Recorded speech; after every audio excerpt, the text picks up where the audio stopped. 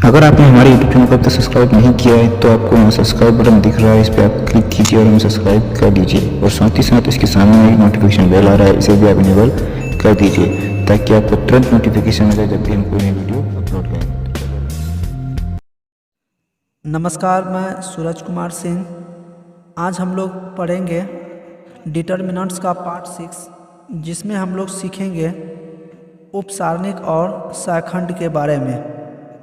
इससे पहले हम लोग इसके परिभाषा को जान लेते हैं कि उपसारणिक होता क्या है और यह सहखंड है क्या, तो तब हम लोग अध्याय की ओर बढ़ेंगे। तो चलिए सबसे पहले हम लोग सीख लेते हैं कि उपसारणिक है क्या, इसका डिफिनेशन।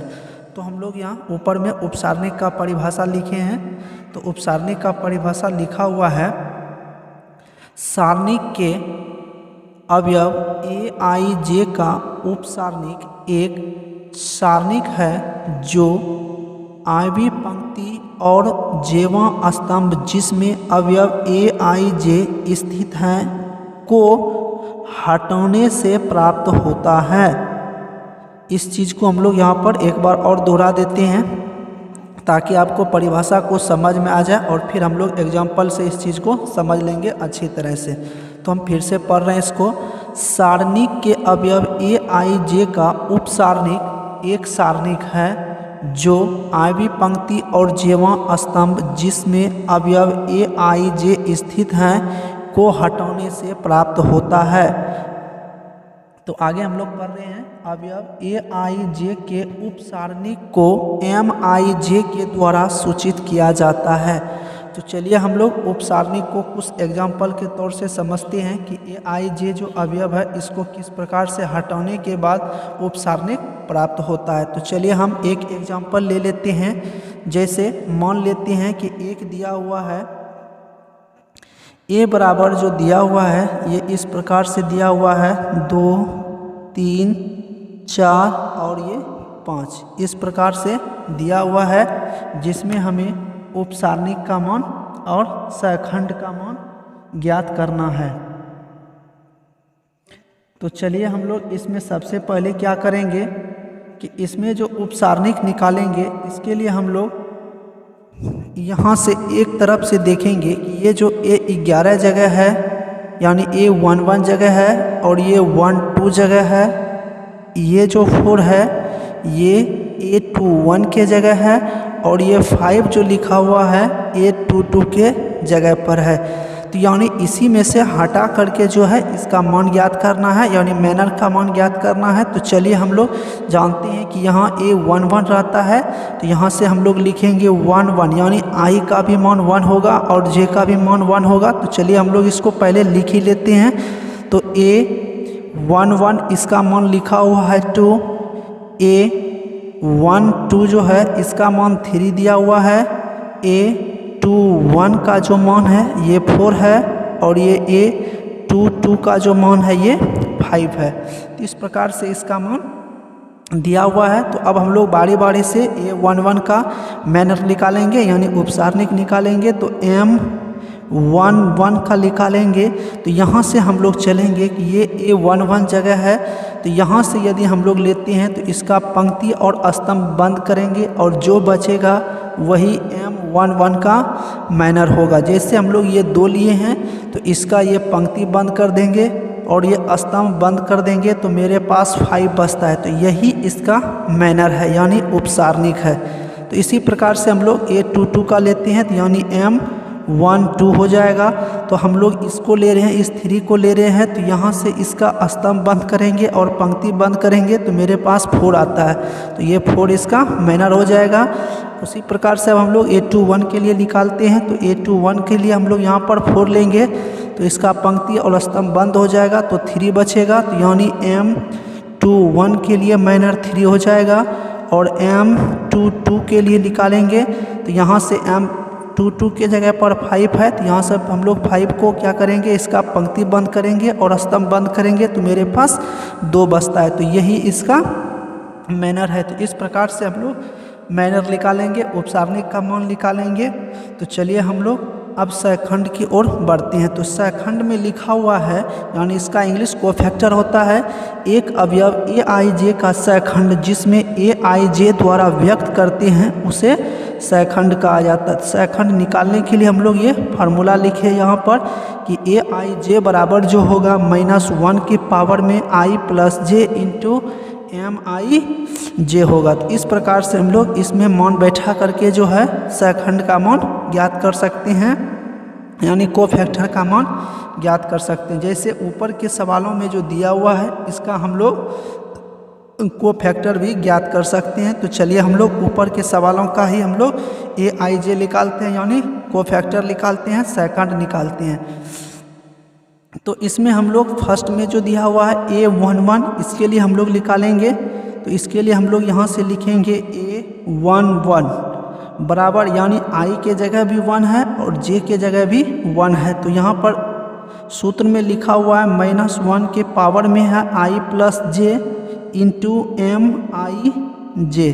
तो अब इसमें हम लोग मान बैठाएंगे -1, इसमें I का भी मान 1 है, J का भी मान 1 है, तो यानी 1 + 1 करेंगे तो ये 2 हो जाएगा, इंटू एम आई का मान 1, J का भी मान 1, तो -1 का स्क्वायर करेंगे तो 1 हो जाएगा। M11 का मान ऊपर में यहाँ मैनर हम लोग निकाल चुके हैं, इसका मान 5 है, तो इस 5 से मल्टीपल कर देंगे तो ये 5 हो जाएगा। तो A11 का कोफैक्टर निकल चुका है, इसका यही मान होगा। फिर हम लोग A12 की ओर चलते हैं।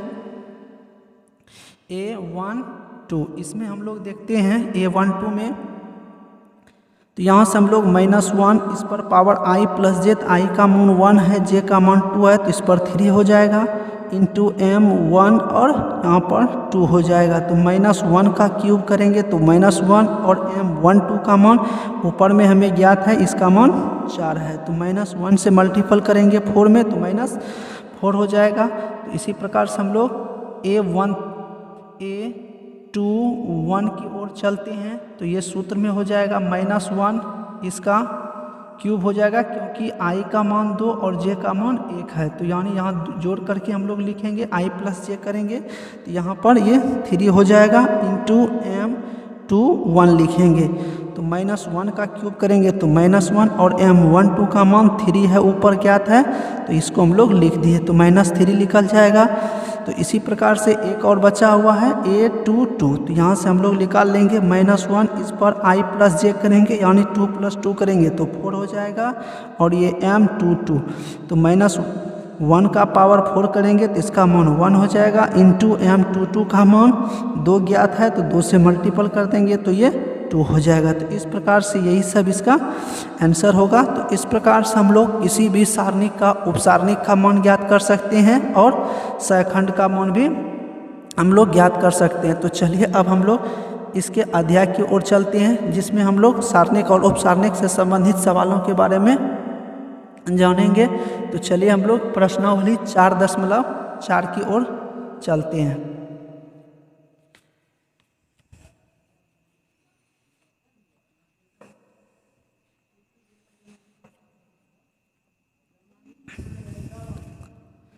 एक्सरसाइज 4.4 इस अध्याय में हम लोग चलेंगे। सवाल नंबर फर्स्ट में कह रहा है, सवाल नंबर 1 में बोल रहा है कि निम्नलिखित सारणिकों के अवयवों के उपसारणिक एवं सहखंड ज्ञात कीजिए। यानी सवाल में दिया हुआ है उपसारणिक एवं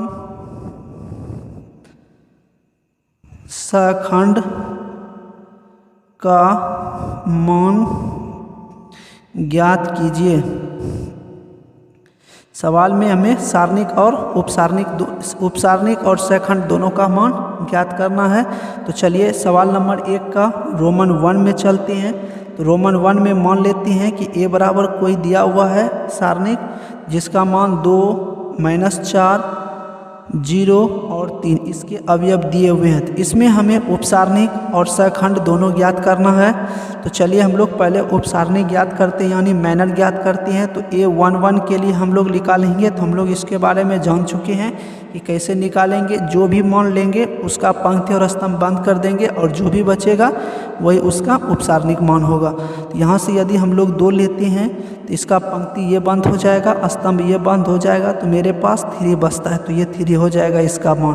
फिर हम लोग M1 2 की ओर चलते हैं तो यहाँ से -4 हो जाएगा M1 2, तो इसका ये स्तंभ बंद कर देंगे और इसका ये पंक्ति बंद कर देंगे तो ये 0 हो जाएगा। तो अब हम लोग यहाँ पर 2 1 की ओर चलेंगे तो M2 1 बराबर हो जाएगा इसका पंक्ति बंद और इसका स्तंभ बंद, तो -4 हो जाएगा और ये M2 2 लेंगे तो यहाँ से मेरा मान जो निकल के आएगा वो मान हो जाएगा 2। तो चलिए अब हम लोग सहखंड की ओर बढ़ते हैं। तो सहखंड में है AIJ निकालेंगे, यानी A11 निकालेंगे। तो इसका हम लोग फार्मूला जानते हैं कि -1 के पावर जो होता है I + J, यानी I का भी मान 1 है और J का भी मान 1 है, तो दोनों को जोड़ेंगे तो ये 2 हो जाएगा। और इंटू में जो होता है -M11 लिखेंगे, तो -1 का स्क्वायर इंटू M11 का मान 3 दिया हुआ है तो 3 रख देंगे, तो -1 का स्क्वायर करेंगे तो 1 हो जाएगा, 1 इंटू 3 करेंगे तो ये 3 हो जाएगा। तो इस प्रकार से A11 का मान आ जाएगा। तो अब हम लोग A12 की ओर चलते हैं तो -1 इस पर पावर हो जाएगा I + J, यानी I का मान 1 है, J का मान 2 है, तो दोनों को जोड़ेंगे तो 3 हो जाएगा। और M12, तो M12 इसको लिख देंगे तो -1 के पावर 3 और M12 का मान 0 दिया हुआ है और 0 से मल्टीपल करेंगे तो ये 0 हो जाएगा। हम लोग अब आगे बढ़ते हैं A21 की ओर चलेंगे तो -1 के पावर 2 + 1 करेंगे तो ये 3 हो जाएगा और M21 लिख देंगे, तो -1 के पावर क्यूब करेंगे तो ये -1 हो जाएगा और M12 का मान -4 दिया हुआ है तो ये 4 हो जाएगा। तो इसी प्रकार से एक और मान बचा हुआ है, एक मान है A22 निकालना पड़ेगा। तो -1 के पावर हो जाएगा 4, क्योंकि I का मान भी 2 और J का भी मान 2 है, तो ये 2 + 2 4 हो गया। आगे हम लोग लिखेंगे M22, तो अब इसका मान हम लोग रखते हैं। तो इसका मान अगर हल करेंगे 4 इधर हो जाएगा, -1 के पावर 4, M22 का मान 2 दिया हुआ है, तो -1 को गुना करेंगे 4 बार तो +1 हो जाएगा और 1 से मल्टीपल करेंगे 2 में तो ये 2 हो जाएगा। तो इस प्रकार से किसी भी सारणी का मान हम लोग उपसारणिक एवं सहखंड ज्ञात कर सकते हैं। तो सवाल नंबर 1 में जो है 2 सवाल दिया हुआ है और इसी प्रकार का सवाल है, तो इसलिए हम लोग इस सवाल को छोड़ देंगे, सवाल नंबर 2 की ओर चलते हैं। तो सवाल नंबर 2 में देखते हैं। सवाल नंबर 2 में भी यही कह रहा है कि उपसारणिक और सहखंड ये ज्ञात करना है इसमें। तो इसका सवाल नंबर 1 लिख लेते हैं, 2 का 1 मान लेते हैं। A बराबर दिया हुआ है, इसका मान जो है 1 0 0 लिखा हुआ है, फिर 0 1 0 0 0 1, ये इस प्रकार से दिया हुआ है, जिसमें हमें उपसारणिक यानी माइनर निकालना है और कोफैक्टर का वैल्यू देना है। चलिए अब हम लोग इसमें देखते हैं माइनर कैसे निकालेंगे। पहले तो यहाँ से हम लोग लिखते हैं M11 लेंगे, तो M11 लेने के बाद यहाँ से इसका ये पंक्ति स्तंभ बंद हो जाएगा और इसका ये पंक्ति बंद हो जाएगा, तो मेरे पास बचता है 1 0 0 और 1। यदि इसको हम लोग मल्टीपल करेंगे तो 1 इंटू 1 करेंगे तो 1, जिसमें माइनस करेंगे 0, तो मेरे पास 1 बचेगा, तो यानी इसका मान जो हो जाएगा वो 1 हो जाएगा। अब हम लोग M12 की ओर चलते हैं तो M21 यानी 0 लेंगे, तो इसका ये स्तंभ बंद हो गया, इसका पंक्ति बंद हो जाएगा, तो बचा है 0 0 0 1। अब इसमें मान निकालेंगे तो इसका भी मान 0 आ जाएगा। M13 की ओर चलते हैं तो M13 यहाँ से 0 लेंगे तो इसका स्तंभ बंद, इसका पंक्ति बंद, इससे भी यदि अब इस चारों को सॉल्यूशन करेंगे तो इसका भी मान 0 आ जाएगा। तो आगे हम लोग बढ़ते हैं। अब हम लोग A21 निकालेंगे, M21 में चलते हैं तो यहाँ से 0 लेंगे तो ये पंक्ति बंद, ये स्तंभ बंद, तो ये 0 0 0 1 बचेगा, तो इसका भी मान 0 हो जाएगा। तो फिर यहाँ से M22 लेंगे, तो M22 लेने के बाद यानी 1 लेंगे तो इसका ये स्तंभ बंद हो जाएगा, इसका पंक्ति बंद हो जाएगा, तो ये हो जाएगा 1 0 0 1। तो 1 इंटू 1 करेंगे तो 1 हो जाएगा, माइनस 0 हो जाएगा, तो यानी ये 1 बचेगा। फिर हम लोग यहाँ से निकाल लेंगे m2 3। तो यहाँ से 3 से यानी 0 लेंगे तो इसका स्तंभ बंद, ये पंक्ति बंद, तो इसका मान हो जाएगा 0। तो अब हम लोग आगे चलते हैं, तो इसमें हम लोग निकालेंगे अब m3 1 निकालेंगे तो ये 0 लेंगे तो इसका ये पंक्ति बंद स्तंभ बंद, तो इसका मान भी 0 हो जाएगा। m3 2 लेंगे तो यहाँ से हम लोग देखेंगे ये हो जाएगा a32, यानी अब हम लोग m32 निकालेंगे तो ये इसका स्तंभ बंद हो जाएगा, ये पंक्ति बंद हो जाएगा, तो यहाँ से 1 0 0 0 बचेगा। तो सॉल्यूशन करने के बाद भी 0 ही आएगा। तो m33 तो 1 लेंगे तो इसका स्तंभ बंद पंक्ति बंद, तो इसका मान 1 लिख लेगा, क्योंकि 1 इंटू 1 1 हो जाएगा, माइनस 0 करेंगे तो ये 1 ही रहेगा। तो चलिए अब हम लोग यहाँ से निकालते हैं कोफैक्टर, यानी a निकालेंगे तो m11 के लिए मान हो जाएगा, यहाँ से अगर ये 1 + 1 यानी 2 हो जाएगा, -1 के पावर 2 करेंगे तो ये 1 इंटू m11 का मान 1 होगा, तो इसका भी मान 1 हो जाएगा।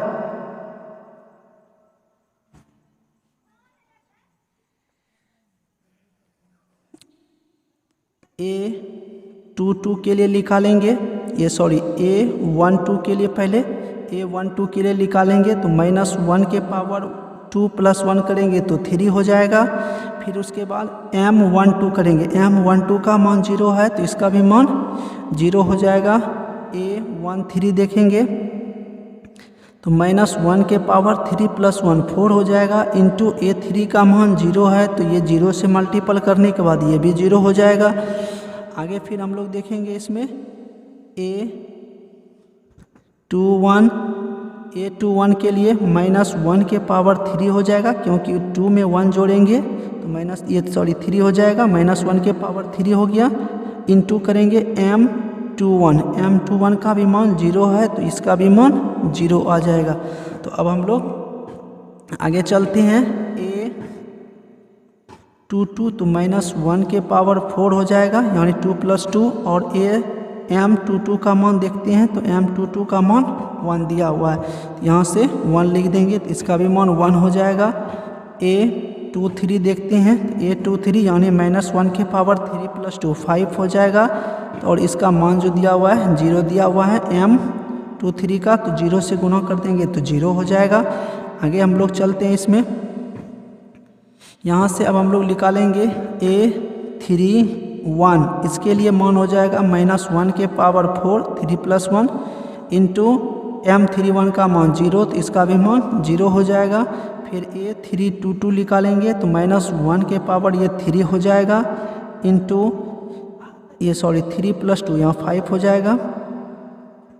फिर उसके बाद m32 देखेंगे तो इसका मान 0 है तो ये 0 से 0 हो जाएगा। फिर a33 निकालेंगे तो -1 के पावर 6 हो जाएगा, और इसका मान 1 हो जाएगा, तो यानी यहाँ इसका मान 1 आ जाएगा। तो इस प्रकार से हम लोग उपसारणिक का मान, यानी उपसारणिक के साथ साथ हम लोग सैखंड का भी मान ज्ञात कर सकते हैं। तो चलिए, इसमें भी सवाल 2 ठो दिया हुआ है, तो पहला सवाल हम लोग सॉल्यूशन कर चुके हैं, दूसरा आप लोग इसी प्रकार से कर सकते हैं। तो चलिए हम लोग सवाल नंबर 3 की ओर बढ़ते हैं। सवाल नंबर 3 में देखते हैं हम लोग,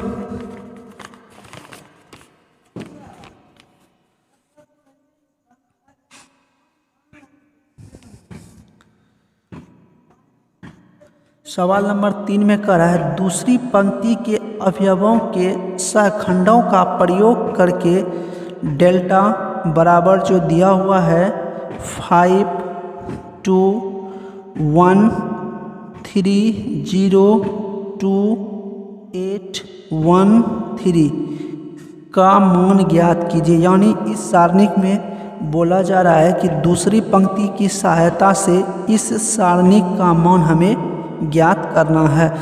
तो इस तरह के सारणिक में हमें अगर मान ज्ञात करने बोला जाए तो इसके लिए हम लोग क्या करेंगे कि दूसरी पंक्ति कह रहा है तो दूसरी पंक्ति में जो अवयव दिए हुए हैं उसको लिख लेंगे। दूसरी पंक्ति में हम लोग जानते हैं कि a21 से शुरू होता है, इसका मान 2 दिया हुआ है, a22 दिया हुआ है, इसका मान 0 है, और a23 इसका मान 1 दिया हुआ है। यहाँ से हम लोग क्या करेंगे, सबसे पहले हम लोग माइनर निकालेंगे तो m2 1 हो जाएगा। इसका मान तो हम लोग जानते हैं, यहाँ से निकालेंगे तो इसका ये पंक्ति बंद स्तंभ बंद हो जाएगा। तो बचेगा मेरे पास 3 8 2 3। तो यहाँ से हम लोग इसको मल्टीपल कर लेंगे तो 3 × 3 करेंगे तो 9 और 8 × 2 करेंगे तो -16 हो जाएगा। तो यानी 9 में माइनस करेंगे 16 तो ये हो जाएगा -7। तो इस प्रकार से m2 1 निकाल लेंगे। आगे फिर हम लोग यहाँ से चलते हैं m2 2 की ओर चलते हैं तो ये 0 ले लेंगे तो इसका स्तंभ बंद हो जाएगा, इसका पंक्ति बंद हो जाएगा। तो मेरे पास बचता है 5 8 1 3। तो 3 × 5 करेंगे तो ये 15 हो जाएगा, जिसमें माइनस करेंगे 1 × 8 तो 8 हो जाएगा। 15 में 8 माइनस करेंगे तो ये भी 7 बचेगा। तो फिर हम लोग आगे चलते हैं m2 3 की ओर। तो यहाँ से 1 ले लेंगे तो इसका ये स्तंभ बंद पंक्ति बंद तो बचता है 5 3 1 2। तो यहाँ से हम लोग इसको हल करेंगे तो ये बचेगा 5 दूनी 10, जिसमें माइनस हो जाएगा 3 तो ये भी 7 हो जाएगा। यहाँ से हम लोग अब कोफैक्टर निकाल लेते हैं। ये 2 1 का हो जाएगा तो हम लोग जानते हैं 2 + 1 ये 3 हो गया। तो विषम संख्या है और विषम संख्या -1 का पावर लगाएंगे तो उसका मान भी विषम संख्या में ही आएगा, यानी माइनस में ही आएगा। तो ये हो जाएगा -7। तो इसका मान हो जाएगा +7। फिर आगे करेंगे A22 के लिए तो -1 के पावर 4 करेंगे, यानी ये सम संख्या है तो इसका मान प्लस में आएगा, ये 7 हो जाएगा, जिसमें इसका भी मान 7 हो जाएगा। A23 के लिए तो ये 3 2 5 -1 के पावर 5 करेंगे तो उसका मान -1 ही रहेगा और इसमें 7 से मल्टीपल करेंगे तो -7 हो जाएगा। तो दूसरी पंक्ति की सहायता से आव्यूह का जो मान ज्ञात करेंगे हम लोग इस आधार पर करेंगे। A21 × A21 plus A22 × A22 plus A23 × A23। अब इसमें हम लोग मान बैठा देंगे तो A21 का मान तो ऊपर हमें 2 ज्ञात है तो कर देंगे। A21 का मान 7 है तो 7 रख देंगे, प्लस A22 का मान हमें 0 मालूम है 0 कर देंगे और A22 का मान हमें 7 प्राप्त हुआ है। तो प्लस A23 का मान 1 है तो 1 रख देंगे और A23 का मान -7 है तो ये हो जाएगा 14, ये 0 हो जाएगा, ये -7 हो जाएगा। तो यानी 14 में माइनस हो जाएगा 7 तो बचता है 7। तो यही इसका आंसर हो जाएगा। इसी प्रकार का सवाल हमें 4 नंबर में बोला जा रहा है कि इसी की सहायता से, यानी इसमें हमें बोला जा रहा है तीसरे स्तंभ की सहायता से। तो तीसरे स्तंभ की सहायता से हम लोग सारणी का मान ज्ञात कर सकते हैं। तो सेम टू सेम सवाल नंबर 3 और 4 एक ही सवाल है, जिसमें आप लोगों को सवाल नंबर 4 स्वयं बनाना है। तो चलिए हम लोग 5 नंबर की ओर बढ़ते हैं। सवाल नंबर 5 में जो दिया हुआ है वो ऑब्जेक्टिव दिया हुआ है, चलिए उसको हम लोग लिख लेते हैं। सवाल नंबर 5 में जो दिया हुआ है डेल्टा बराबर दिया हुआ है A11 A12 A13 A21 A22 A23 A31 A32 A33 ये दिया हुआ है। तो कह रहा है कि AIJ का सहखंड AIJ हो तो डेल्टा का मान निम्नलिखित में से कौन हो सकता है। तो चलिए इसमें जो मान दिया हुआ है तो हम लोग ऑप्शन की सहायता से पकड़ेंगे। चलिए आपको हम सवाल दिखा देते हैं कि सवाल नंबर 5 में क्या है। सवाल नंबर 5 ये दिया हुआ है, कह रहा है कि यदि डेल्टा बराबर इस प्रकार का अवयव हो और कह रहा है कि AIJ का सहखंड AIJ हो तो डेल्टा का मान निम्नलिखित रूप में व्यक्त किया जा सकता है। यानी इस 4 ऑप्शन में से कौन सा वैसा मान है जो कि इस सारणी का मान हो सकता है। तो इसमें हम लोग देखते हैं कि A11 लिखा हुआ है A31 लिखा हुआ है, ऐसा तो हो नहीं सकता है। यदि इसमें अवयव A11 लिया है तो इसका सहखंड भी A11 मान ही होता है, तो इसलिए ये गलत हो जाएगा। तो अब हम लोग नीचे वाले में देख लेते हैं। तो इसमें अवयव जो लिया हुआ है पहला है A21 के लिए और यहाँ पर इसका सहखंड दिया हुआ A11 के लिए, तो इसका मतलब ये भी ऑप्शन गलत है। तो इसमें हम लोग बढ़ते हैं यहाँ पर अवयव लिखा हुआ है A11 और इसका सेकंड लिखा हुआ है A11, ये तो ठीक है। आगे बढ़ते हैं। फिर लिया हुआ है A12 अवयव है और इसका सेकंड A21 ले लिया है, तो इसका मतलब यहाँ पर A12 होना चाहिए था और यहाँ पर 21 लिखा है, तो इसीलिए ये भी गलत है। इसका मतलब है ऑप्शन नंबर डी इसका करेक्ट आंसर हो जाएगा। तो इस प्रकार से सवाल नंबर 5 का जो आंसर होगा सवाल डी हो जाएगा, इसका ऑप्शन सही हो जाएगा। तो चलिए अब हम लोग सवाल जो इसमें समाप्त हो चुका है। अब हम लोग नेक्स्ट अध्याय के लिए हम लोग नेक्स्ट वीडियो में देखेंगे। तब तक के लिए धन्यवाद। यदि आपको हमारी ये वीडियो पसंद आए तो प्लीज़ वीडियो को लाइक करें और यदि आप हमारे चैनल पर नए हैं तो प्लीज़ चैनल को सब्सक्राइब कर लें ताकि इस तरह का वीडियो आपको डेली मिलता रहे।